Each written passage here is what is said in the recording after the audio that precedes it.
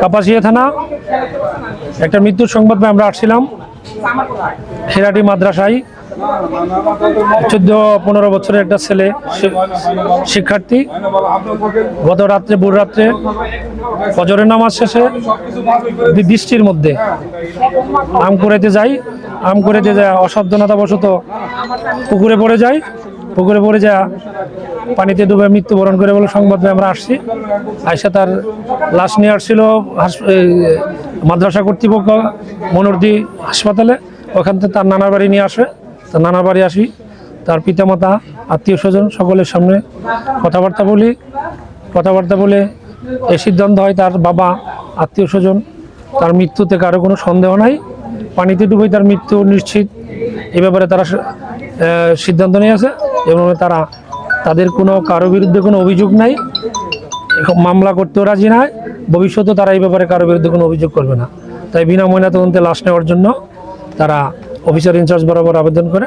যেহেতু মৃত্যুতে কারো কোনো অভিযোগ নাই বা পানিতে ডুবে তার মৃত্যু হচ্ছে প্রাথমিক অনুসন্ধানকালে প্রতীয়মান হয়, বিদায় তাহার দাফন কাফনের জন্য বিনা ময়নাতদন্তে লাশ তার পিতার নিকট হস্তান্তর করা হয়েছে। তো এই ছেলেটা এবং আরও যাদের এক্সচেঞ্জার দরকার ছিল তারা বেরোইছে, ও ছাতা নিয়ে বেরোইছে, এক্সচেঞ্জার করে মসজিদে আসছে, ফজরের নামাজ পড়ছে। ফজরের নামাজের পরে আমাদের এখানে সূরা ইয়াসিন তেলাওয়াত হয়। তো সূরা ইয়াসিন তেলাওয়াত হওয়ার পরে ওর ক্লাসমেট একটা ছিল, ওর ক্লাসমেট একটা নিয়ে ও বের হয়েছে।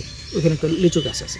আচ্ছা, তো লিচু গাছের নিচে গিয়া যাওয়ার পরে ওর ক্লাসমেট বলতেছে আমি লিচু টুকাইছি। তো যে পড়ছে ও বলতেছে চল আম টুকাই। তো আমি যাবো না, তুই যা। তো ও আসছে, তো আসার পরে এরপরে ও এদিকে আসছে না কোন দিকে আসছে জানা নাই।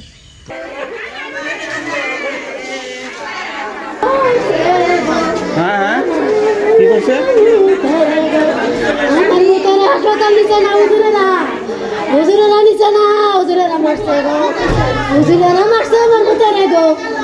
কেমনে মারছে কই তারা? আরে পানি চলে গেছে, সকালে বৃষ্টি না, বৃষ্টির সময় কেমনে বার হয় বিকেতে? কেমনে বার হয়েছে না পাঠাইলে কেমনে বার হয়েছে? আমার ভূতে এত সকাল বার হয়েছে, আমার ভূতে এমনি বার হয়েছে না গো। না তোর ডেল আউড়িছিয়া যারা কি আজ করছে তো পেনশন তো ঠিক আছে তো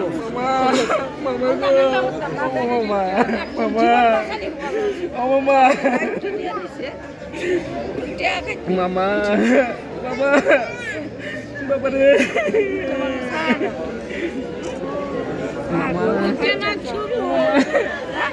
মামা গো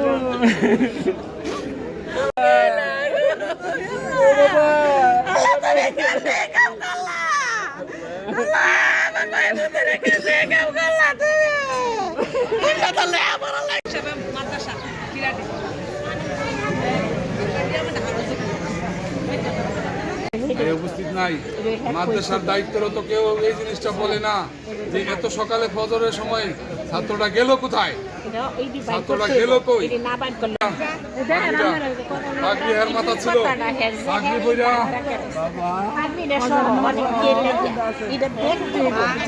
এদিকটা যাইতে পারতো, হয়তো এদিকটা যাইতে পারতো। হ্যাঁ, এদিকটা যাইতেছে কেন?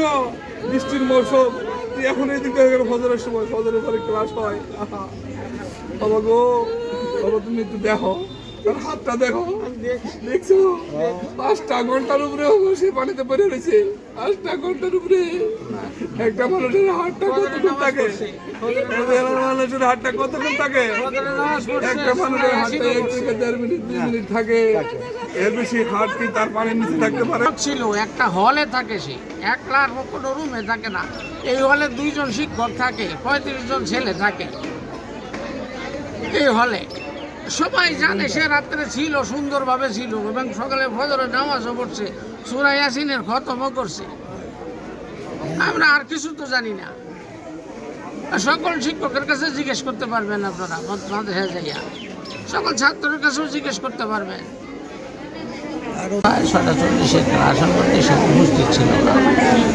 পরে তার তথ্য তালাশ করা হয়েছে, এর মধ্যে ছোট্ট অতটুকু ছেলে একটা চিৎকার দিয়ে করতেছে, তোরা এই জুতা দেখা যায় ভাসতেছে পানিতে, পানি ভাসতেছে পানিতে, এখানে কোনো মানুষ পড়ছে মনে হয়, ধরো ছেলে লাগাইছে, মানে ছেলে আইসে আইসে নামছে, মানে পাইছে, পুকুরে উঠাইছে, পুকুরের কোনায়, পুকুরটা আবার ইয়ে করা, চারপাশে RCC ঢালাই করা, তো ওখান থেকে উঠাইয়া সাথে সাথে ওসি স্যারের ফোন দিছে, মালিকের বাড়ির আব্দুর রহমান হওয়ার ছেলেটার বাপরে ফোন দিছে। আমটু পাইতে যাবো, কারণ আমি ওই লেচু গাছের দিকে গেছি গা, লেচু ছোটো ছোটো লেচু করছি যাই গেলে টোপাইতে গেছি, হয়ে গেছে আমটো পাইতে, এইটুকু আমি বলতে পারবো, ওই ছেলেটা বলছে। পরে আমি যেন পুলিশ দেওয়ার আগে আমি গেছি, আমি শুনতে পারছি যে একটা পিচ্ছি আইয়া আর দুটা ছেলেরা বলছে যে আমি একটা লোক পড়ে রয়েছে, ছোটো পিচ্ছি বলছে, মাদ্রাসা ছেলে, হ্যাঁ ধরে গিয়ে ঠিকই করে দিয়েছে। তখন তার তিনজনের মধ্যে দুইজনে উড়াইছে, লাস্টে উড়াইছে, আর আরেকজনে উপর থেকে টান দিয়ে উড়াইছে, একটা ডুবে আসছিল পানির নিচে, এতটুকু আমি জানি, মানে হ্যাঁ কাছ থেকে লাগিয়েছিলা মাদ্রাসা পড়তো, এটা দুর্ঘটনা ঘটে কিছু নিয়ে মারা গেছে, আমার কী বলার আছে, আমি কাউকে কমি করি না।